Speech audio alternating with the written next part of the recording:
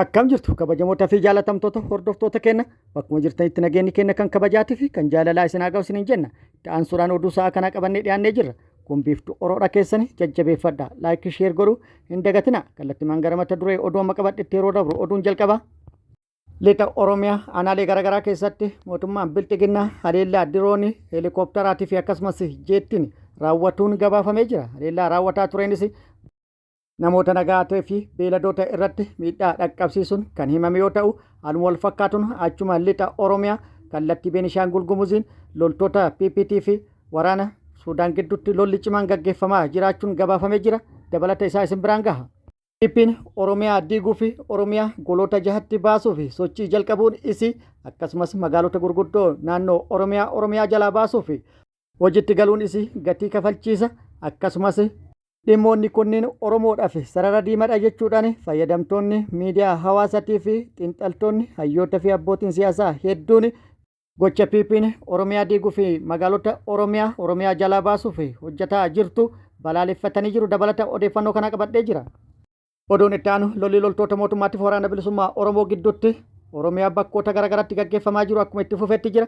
Waraanni bilisummaa Oromoo hanga funyaan Finfinneetitti fulla'uudhaan haleellaa humnoota mootummaa irratti raawwateen miidhaa guddaa kan qaamatii fi kan lubbuu dhaqqabsiisuuf injifannoo irratti argatu beeksisee jira. Dabalata odeeffannoo kanallee isin biraan gaha. Gama mootummaatii maaltu jedhame kan jedhamus yookaan maaltu ta'aa jira kan jedhamus isin biraan gaha.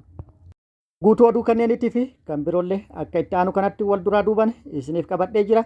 Wajji bu'uudhaan yookaan wajji turuudhaan itti bohaaraan affeerradha. Kallattimaan gara guutuu oduutti dabra. Oromiyaa diiguu fi gola jahatti qooduu fi karoorfachuu fi sochii jalqabuun PP uummata Oromoo dallansiisee jira. Uummanni bal'aan hawaasni bal'aan balaaleffatee jira. Magaalota gurguddoo Oromiyaa kan akka Finfinnee, magaalota Shaggarii fi Dirree Dawaa naannoo Oromiyaa jalaa baasuuf yaaluu fi tattaaffii taasisuun Oromoof sarara diimaadha jechuudhaan hawaasni Oromoo dheekkamee jira. Karoorri kun yeroo dheeraaf turullee iccitiin kun kan gadi ba'e marii koreen giddugaleessaa bilxiginnaa Adaamatti taa'aa ture irratti iccitii Jawaar Mohaammed argatee gadi baasedhaan kan ifoomedha. Dokumentiin koree giddugaleessaa PP irratti mari'ataa jiru kun kan Jawaar Mohaammed saaxile jechuudha. Dokumentii fuula 700 yoo ta'u magaalota gurguddoo Oromiyaa kan akka Finfinnee, Dirree Dawaa fi akkasumas magaalota Shaggar Oromiyaa jalaa baasu, Oromiyaa diiguun gara golaatti ijaaruu, lafa gara sirna fiwudaalizimii dur dabretti deebisuudhaan lafti ka abbaa lafaati jechuudhaan lafa nama dhuunfatitti deebisuu fi deemuun akkasumas sirna bulchiinsa biyyattii gara sirna pirezidanshaalitti deebisuu fi mariin cimaan tibbana irratti gaggeeffamaa kan jiru yoo ta'u kun piiffifuu balaadha jechuudhaan hedduun yaadatti kennanii jiru. Fayyadamtoonni miidiyaa hedduun isaanii dhimmi Finfinnee sarara diimaadha Oromoodhaaf jechuudhaan dhimma Finfinneetii fi diigamuu Oromiyaa irratti Oromoodhaaf qoosa miti jechuudhaan hedduu yaada kennaa kan jiran yoo ta'u dhimmi Finfinneetii fi dhimmi Oromiyaa kan Oromoo gara tokkotti fiduu fi Oromoo tokkoomsu waan ta'eef kana dura arginee jirra. Kana dura balaa TPLF kan ta'ee fi akka aangorraa kaatuu fi ari'amtu kan taasise dhimma Finfinneeti Oromoo gara tokkotti fiduudhaan qawweedhaan osoo hin taane dhagaadhaan gara Maqaleetti galchanii turan. Amma immoo jaarralleen jaarrasanii miti. Barrillee barasanii miti. Dhimma Finfinnee irratti bara dhagaan daandii cufuudhaan akkasumas bara dhagaa darbatuudhaan isa taankii fi miigii hanga funyaanii hidhate dura dhaabbatanii miti. Barri bara hawwitoota sirna qeenxee biyya takkitti maqaa biyya takkitti jedhuun amantaa takkitti alaabaa takkitti faarsan gammachiisuu itti hojjetanii miti jechuudhaan fayyadamtoonni miidiyaa hawaasaa hedduun isaanii yaada kennanii jiru. Yaada Jawaar Mohaammed guyyaa tokko dura bal'inaan isin biraan geennee turre yaada dabalataa qabna. Jawaar Mohaammed itti aansuudhaan ammas yaada kenneen Oromiyaa gola bahaa, gola giddugalaa, gola maalii jechuudhaan bakka jahatti qoodanii jiru. Faallaa kana immoo magaalota gurguddoo Oromiyaa jalaa baasuudhaan naannoo ijaaru. Oromiyaa naannoo akka hin taane diiganii magaalota immoo naannoo taasisuun maali waan jedhu gaafii kaasee jira. Itti dabaluunis PP'n Oromiyaa golatti qooduun isii Oromiyaa diiguudhaa fi Oromiyaa tokkummaa isii balleessuudhaaf hojii karoorfatte jechuudhaan kan dubbate. Har'a Oromiyaa gola jahatti qoonne jedhanii jiru. Takka turuun immoo goloota jahan kana gara naannootti jijjiiruuf deemu. Kana jechuun Oromiyaa guutumaan guututti wallaalchisuun tokkummaa isii diiguudhaan itti taphatuu fi hojii deemamaa jiru jechuudhaan kan inni ibse. Oduun itti aanu lixa Oromiyaatii fi kallattii lixa biyyattiitiin lolli cimaan bakkoota garaagaraatti deemaa jiraachuun gabaafamee jira. Lixa Oromiyaa Wallaggatti mootummaan PP haleellaa diroonii heelikooptaraatii fi akkasumas jeettii raawwatu maddeen odeeffannoo garaagaraa gabaasanii jiru. Haaluma kanaan guyyaa kaleessa aanaa Kiramutti mootummaan PP haleellaa diroonii jeettii fi akkasumas heelikooptara bal'inaan raawwate jedhamee jira.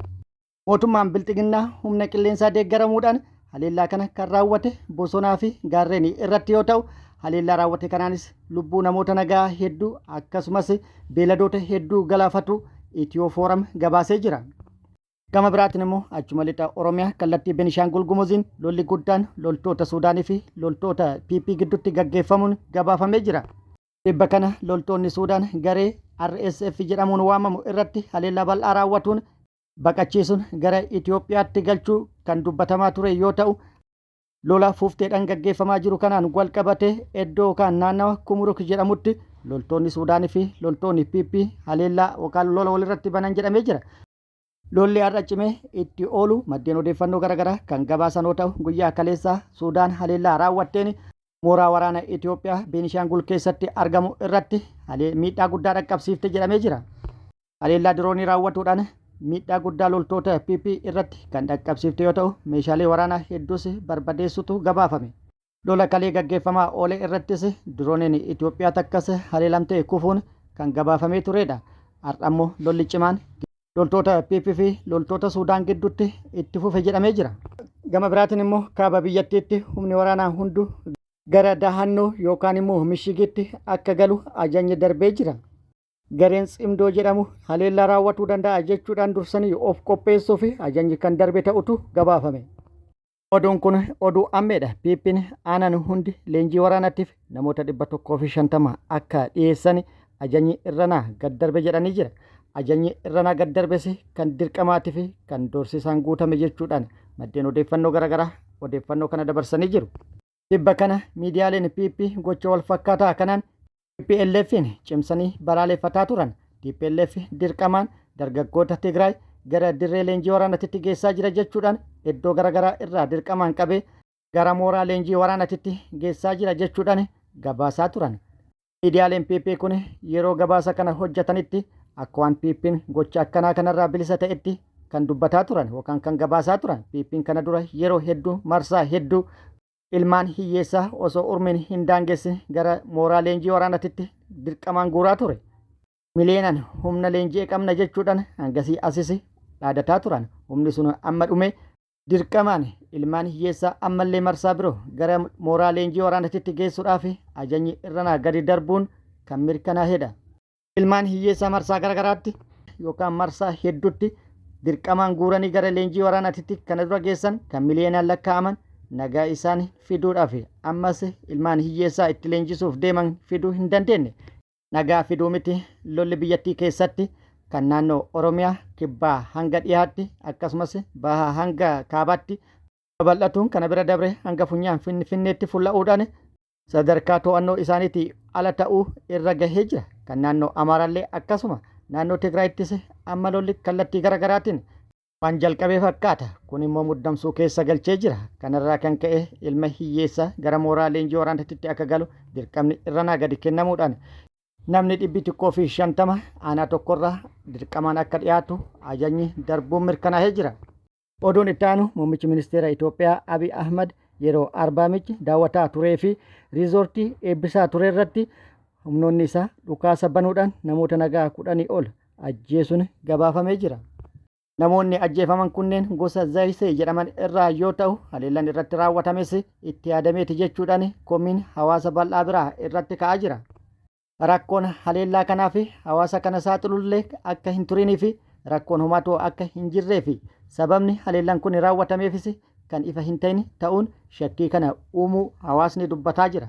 Faallaa kanaa immoo kana dura muummichi ministeera Itoophiyaa Abiy Ahmad uummata haleellaan irratti raawwatame kana galateeffatee ture. Yeroo dadhabu yeroo hara galfachuu barbaadu asiin dhufee hara galfadha jechuudhaan riizoortii isaanii yeroo eebbisaa turetti haasaa taasisee ture.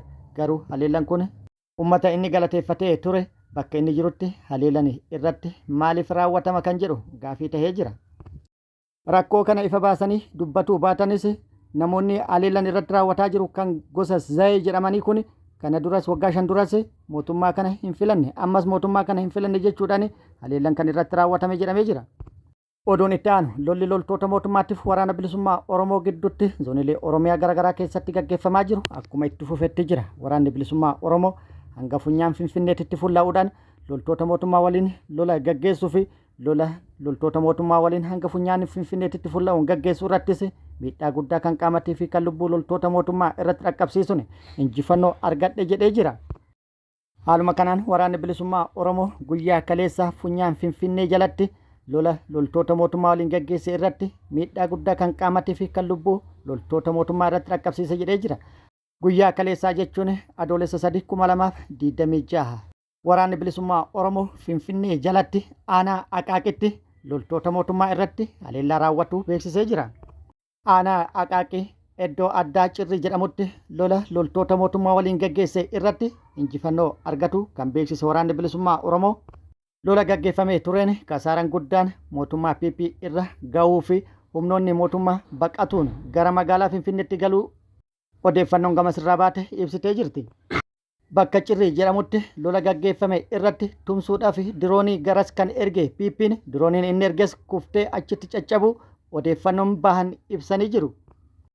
Erga dirooniin kuftee boodas PP'n humna dabalataa garas erguudhaan humni guddaan diroonii kufte eegaa akka ture maddeen odeeffannoo garaagaraa gabaasanii jiru.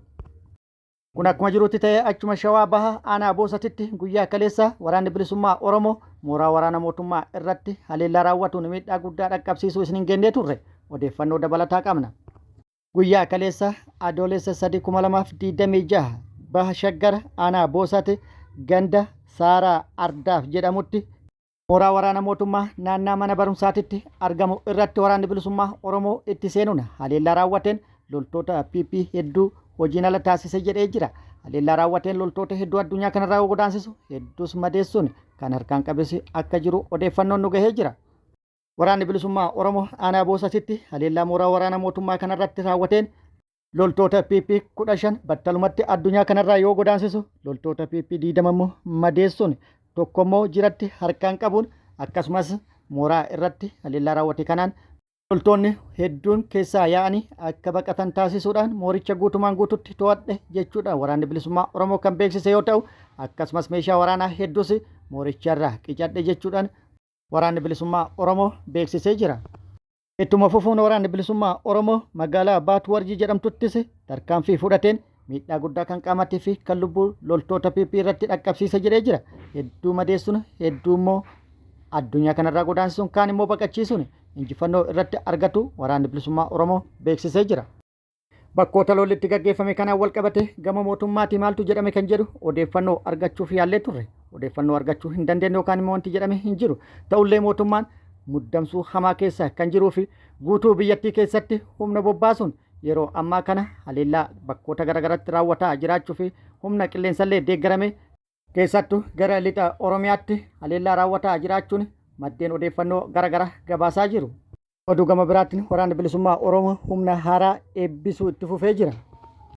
Haaluma kanaan akkuma viidiyoo irratti argatan kana waraanni bilisummaa Oromoo zoonii kibba Oromiyaatti humna haaraa leenjii garaagaraa yeroo dheeraaf kennaafii ture xumursiisuun eebbisee jira. Leenjii siyaasaa, leenjii loltummaatii fi leenjii fayyaatiin ga'umsaan leenjisaa turuu fi leenjii isaanii ga'umsaan xumursiisuun sirna eebbatiif geessisuu fi sirna ho'ane eebbisuu akkasumas sirna eebbaa irrattis qaamonni garaagaraa argaman jechuudhaan waraanni bilisummaa Oromoo beeksisee jira.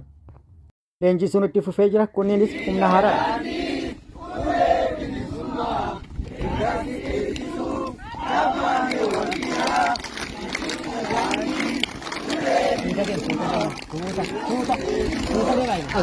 Kabajamoota fi jaalatamtoota hordoftoota keenya oduun ammaaf qabadhe kan hanga ammaa kana guutuu oduu wajjin isin wajjin kan ture ani Bariisoo Ganamooti. Hanga yeroo itti aanutti deebinee wal agarrutti nageenyi Rabbi isiniif haa baay'atu. Nagatti nuu turaan hawwii kennaa nagatti nuu turaa.